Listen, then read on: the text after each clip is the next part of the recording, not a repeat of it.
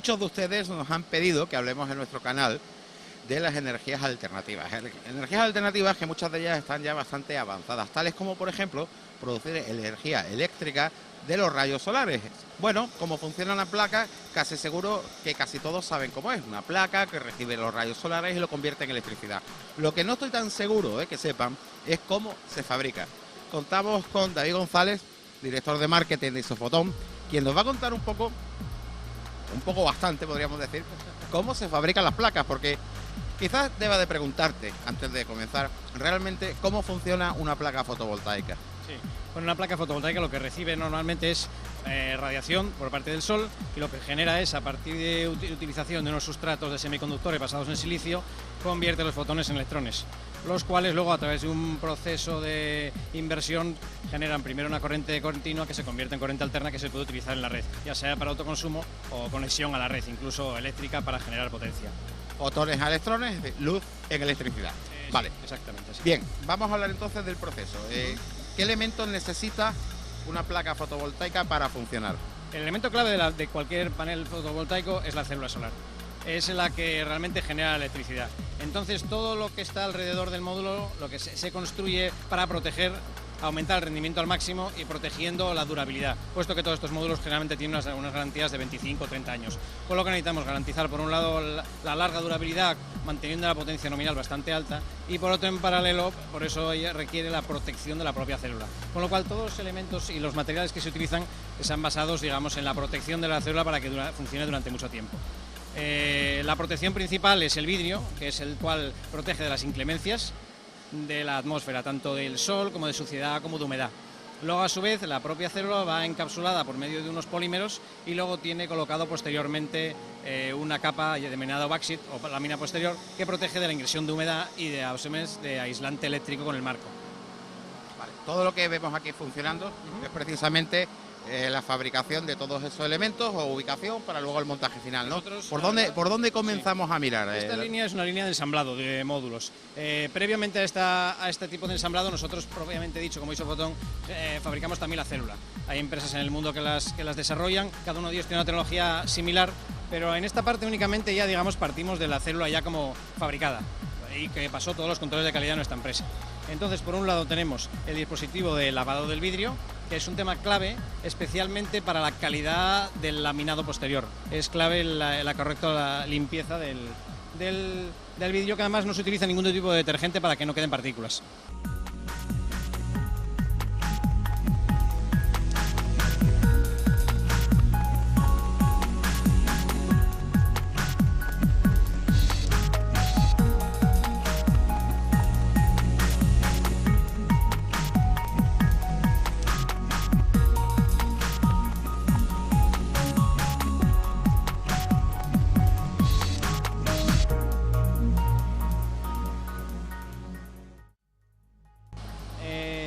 Allí en esa zona lo que se hace es colocarle la primera capa de encapsulante sobre la cual van a ir posicionadas las células.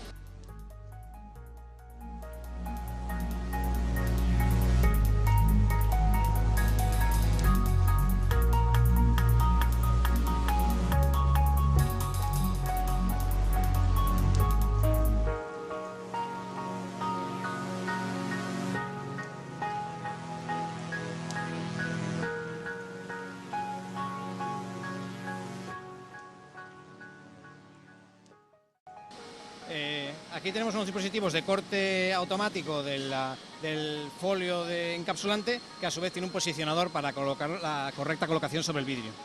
Del otro lado, en paralelo en la línea, vemos una maquinaria que lo que tiene dos ocupaciones. Por un lado, la clasificación de las células por potencia, para realizar que todos los módulos tengan una potencia equilibrada. Lo que se hace luego es ir combinando las distintas potencias, que todo está en un rango muy pequeño de diferencia, las combinan y las sueldan esa maquinaria. ¿Se fabrican las células con distintas potencias o es que hay pequeñas variaciones ya de por sí? Hay pequeñas variaciones de rendimiento, a pesar de que la tecnología y los materiales siempre son utilizados de la misma forma, siempre hay unas leves tolerancias de producción en los cuales lo que hace es haber unas pequeñas desviaciones. Lo que se intenta generalmente con el sistema de clasificación es ir separando células de potencias similares para ir combinándolas de tal manera que prácticamente todos los módulos a la salida de la línea tengan la misma potencia nominal. Correcto. Bueno, hemos hablado de aquí, de aquella parte de allí en la que se colocan las células. ¿Cuál es el siguiente paso?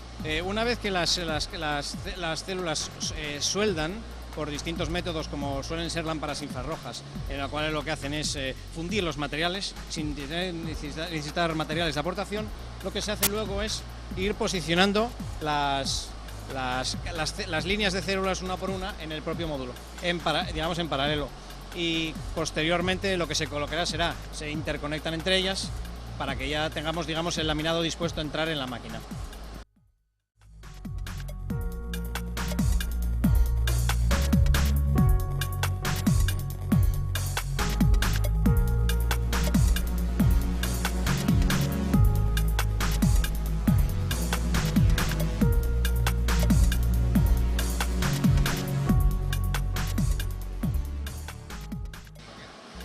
Una vez que el módulo ya tiene colocado la primera lámina de encapsulante, se lleva hacia la otra zona donde son posicionadas todas las líneas de células alineadas y se vuelve a traer de nuevo de vuelta a esta zona, tras la cual pasará a la zona de interconexión de las distintas cadenas.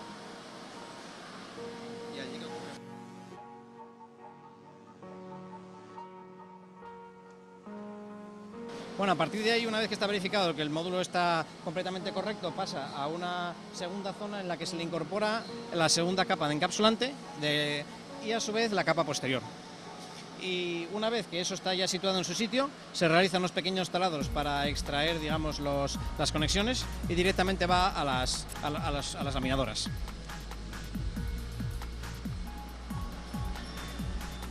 El proceso de funcionamiento de un laminador consta fundamentalmente de dos fases. La primera fase, lo que se realiza es una generación de vacío, con lo cual se extrae todo el aire que pudiera haber y que hay entre las distintas láminas para verificar que después de la laminación el módulo de por sí nunca tenga aire, porque el aire es uno de los que contiene humedad y podría deteriorar el módulo, además de que ópticamente también o visualmente le afecta. La segunda fase de la laminación lo que hace es elevar la temperatura de todo el módulo aproximadamente a unos entre 140 y 150 grados durante unos ciertos minutos, dependiendo del nivel que se quiera tener de curado del producto.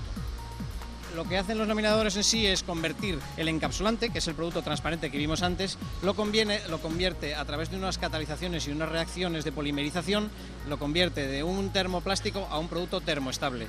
¿Qué quiere decir eso? Que garantiza que a pesar de que en el futuro se pudiera elevar la temperatura, ya nunca más podrías reblandecer el producto. Con lo cual, digamos que una vez que sale de la laminación es un producto compacto, laminado, que se puede situar en la intemperie durante muchos años sin que se deteriore en ningún punto. Pues ya casi que está terminado el producto, ¿no? Sí, bueno, del otro lado lo único que faltan son unas cuantas, falta de la caja de conexiones que permite a las terminales conectarse a la red y un marco de aluminio que permite su anclaje a distintas instalaciones. Vamos a verlo también. Perfecto.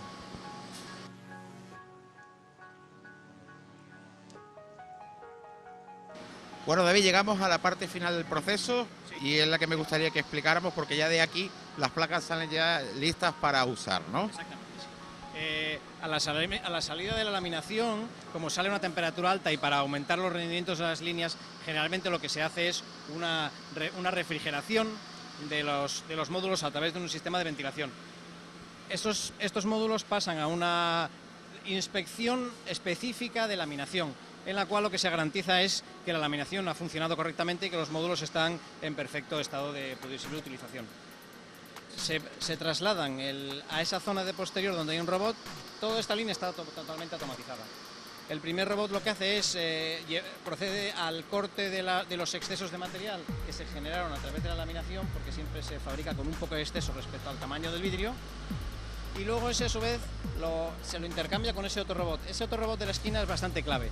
Ese robot de la esquina lo que hace es llevarlo a un dispositivo que, simulando un tipo de radiación bajo ciertas condiciones estandarizadas de un tipo de ensayo, garantiza, digamos, distintos parámetros del módulo, como puede ser la potencia, las corrientes, ese tipo de cosas, y genera automáticamente una etiqueta que llevará personalizada cada módulo, en la cual especifica sus prestaciones reales. Luego lo único que le queda ya al proceso automático es la colocación del marco de aluminio que facilitará el anclaje, ya sea en la instalación o tal.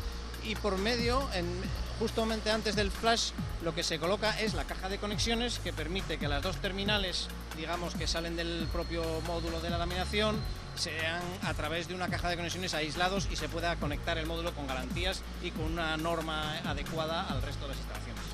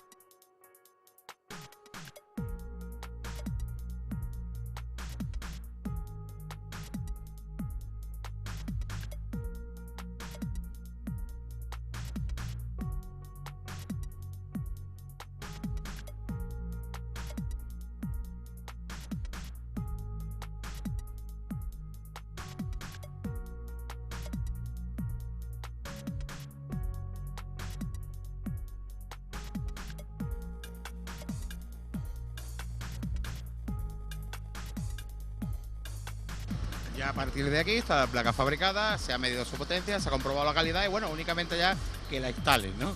Sí, sí, exactamente. Luego lo que se hace es únicamente se almacena, hay que procurar tener un stock lo suficientemente flexible para cumplir la demanda sin tener exceso nunca de stock y digamos que a partir de las demandas de ventas de proyectos que nosotros cerremos y vayamos negociando, lo que realizamos es pues prácticamente el suministro de las placas. Es muy clave en todo este tipo de líneas automáticas ir a la mayor rendimiento posible, puesto que eso es lo que permite tener unos costes muy ajustados, que es un tema muy clave en la instalación, el precio por vatio. David, muchísimas gracias. Ha sido muy interesante estar aquí, sobre todo tener la posibilidad de ver cómo se fabrican este tipo de energía o de dispositivos para la energía alternativa. Y bueno, pues esperamos con vosotros que de vez en cuando nos dejéis venir, ¿vale? Y a ir descubriendo cada vez un poquito más sobre la tecnología solar. Exacto, vamos a intentar mostrar, digamos, por un lado ser competitivos y por otro presentar la innovación, que es la clave actualmente, la innovación de aumentar el rendimiento de las células. De hecho, este tipo de módulos tiene aproximadamente un rendimiento de un 18,5-19% y siempre estamos intentando incrementar tanto rendimiento como condiciones para ser más competitivos en el mercado. Bueno, pues muchísimas gracias y lo dicho, nos vamos a quedar nosotros mientras tanto ligeando un poquito, ¿vale? Y viendo con detalle cómo funciona cada una de las máquinas. Como no, un placer. Gracias.